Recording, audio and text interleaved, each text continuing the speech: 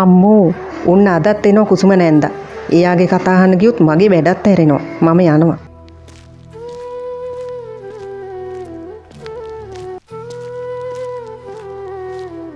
හා ළමයි මොකද අර නිලන්ති කියලා යන්නේ? මම එනව දැකලාද? නෑ නෑන්දේ. එයාගේ අබමාළුව ලිපේ කිව්වේ. ඒක කරවෙයි කියලා ගියේ. එහෙමද? මම ඒත් බැලුවා මොකද කියලා. මමත් අද අඹ මාළුවක් හැදුවනේ. ඒක පුදුම රසයි. අපේ ගෙදර තමයි තියෙන්නේ මේ ගමේ තියෙන රසම අඹ ගහ. කොහෙවත් නෑ ඒ වගේ රස අඹ.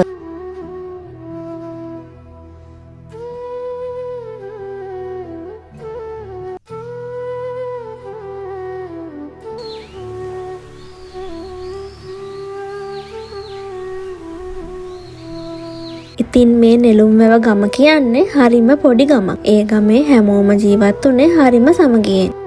අපේ පුතා නගරේ ලොකු කම්පැනික රස්සාවක් කරන්නේ. ලොකු පඩියක් ගන්නවා. අනේ ඇත්තද? මේ ගෙදර තියෙන්නේ රජ කාලේ ඉඳලා පැවතගෙන එන ලොකු ඉඩමක. අනේ නැන්ද මම හැම එකක් දැනගෙන හිටියේ නෑනේ. මගේ ලේලිට මට වඩා අම්ම කෙනෙක් නෑනේ. මට හරි ආදරෙයි. ඉතින් හැමදාම කුසුම නැන්ද කියන මේ එකම පම්පෝරි කතාව ගමේ හැමෝටම කටපාඩම් වෙලා තිබුණේ.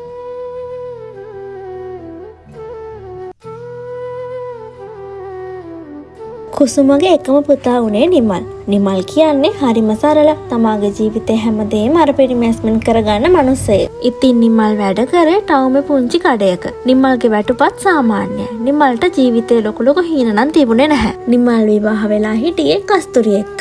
කස්තුරි කියන්නේ ගමේම හැදුණු අහිංසක කාටත් ගරු කරන කෙනෙක්. කස්තුරි නිතරම තමන්ගේ නැන්දාම වෙච්ච කුසුමට අම්මා කියලා කතා කරේ කස්තුරි නැන්දාමට ගොඩක් ගරු කරන නිසා. ඒ වුණත් මේ නැන්දාම්ම නම් නිතරම දැක්කේ මේ ලේලියගේ අඩුපාඩු විතරමයි. පුතා කස්තුරි ලේලි මට හරියට කතා කරන්නෙත් නෑ. එයා ඔයාගෙන් හැමදේම හංගනවා. මොනවද අම්මා එයා මගෙන් හංගන්නේ? එයාට වෙනත් සම්බන්ධයක් තියෙනවා. අනික පුතා මම නැති වෙලාවට එයා අපි දෙන්නට ගමේ අය එක්ක දොස් කියනවායි කියලා මට ආරංචි. එයා අවෝන නෑ අපේ ගෙදරට. යවන්නානේ එයාගේ ගෙදරටම. හරි. අම්මා කලබලි නොවි ඉන්නකෝ. මම බලන්නම්. සුම මේ වගේ කතා නිමල්ට හෙමින් කියන්න පටන් ගත්තේ නිමල් කස්තුරිට ගොඩක් ආදරෙන් ඉන්න බව කුසුම දන්න නිසා.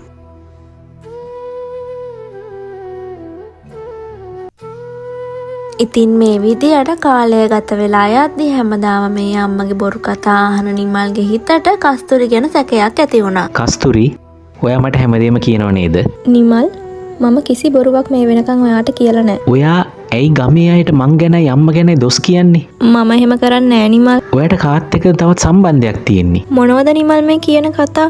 ඔයාට මාව විශ්වාස නැද්ද? මට අම්මා හැමදේම කිව්වා. අම්මා කියන්නේ බොරු නිමල්. ඔයා කියන්නේ මගේ අම්මා මට බොරු කියනවා කියලාද? දැන්ම යන්න මේ ගෙදරින් ඔයා. මටයි මගේ අම්මටයි ඔයා වගේ කෙනෙක් ඕන නැහැ.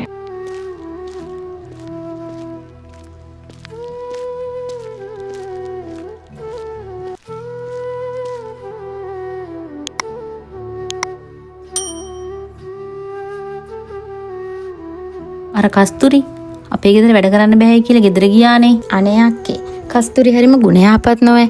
ඒ ළමයා එහෙම කෙනෙක් නෙමෙයි. මොකද නැත්තේ? උඹලා දන්නව ඒකේ විස්තරේ?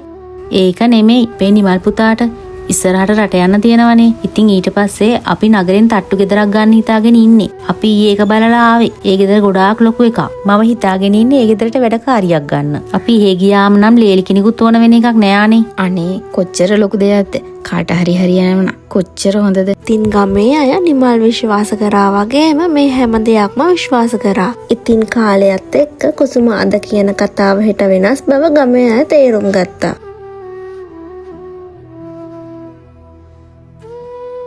කස්තුරි නිවැරදි බවත් අම්මා කරලා තියෙන රංගපෑමක් කියලාත් නිමල්ට තේරුම් ගියා. කස්තුරි, මට සමා වෙන්න.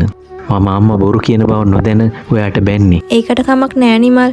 මම දැනගෙන හිටියා අම්මව ඔයා තේරුම් ගනී කියලා. අපි යමුද කස්තුරි ගෙදර? ඉතින් කස්තුරි නිමල් එක්ක නිමල්ගේ ගෙදර ආවත් කුසුමට කස්තුරි කිසිම වෙනසක් කරන්නේ නැතුව වෙනද වගේම ගරු කරා.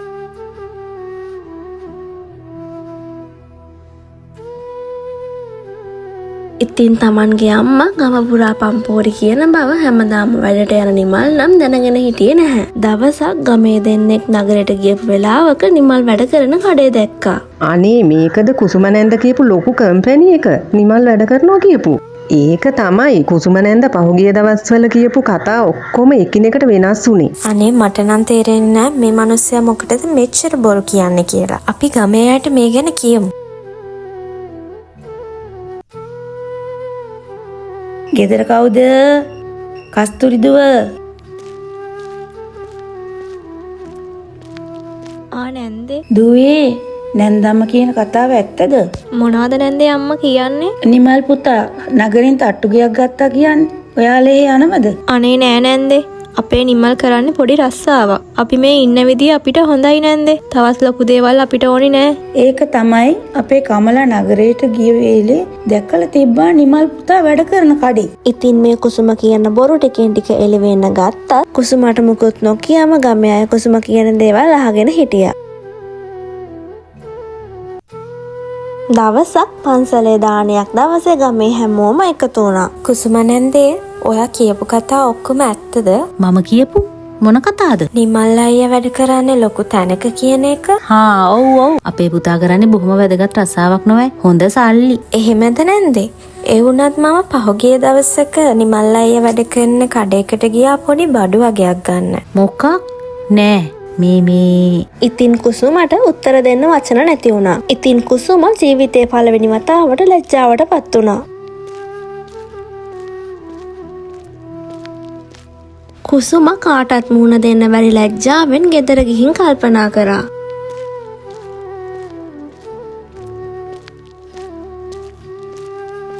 අම්මේ පන්සලේ දාන ඉවරද? ඇයි මේ වේලාසන මෙවිත්? නෑ මට ටිකක් මහන්සි. ඉතින් එදා ඉඳලා සතියක් යනකල්ම කුසුම කඩේටවත් යන්නේ නැතිව ගෙදර ඉඳගෙන කල්පනා කරමින් හිටියා.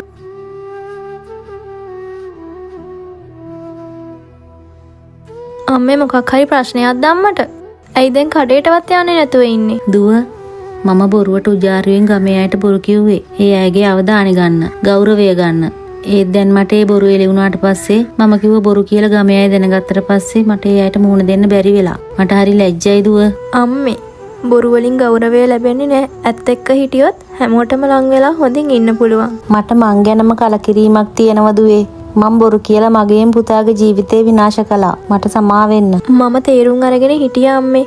ඒ නිසා අම්මා කියපු දේවල් වලින් මගේ හිත රිදුනේ නැහැ. ඉතින් වෙච්ච ලැජ්ජාවෙන් පස්සේ කුසුම Tamanගේ වැරද්ද තේරුම් ගත්තා. ඉතින් ගොඩක් දවසකට පස්සේ කුසුම කඩේ ළඟට ගියා. කුසුම නැන්දේ මොකෝ මේ දවස් ටිකේ ආවේ නැත්තේ?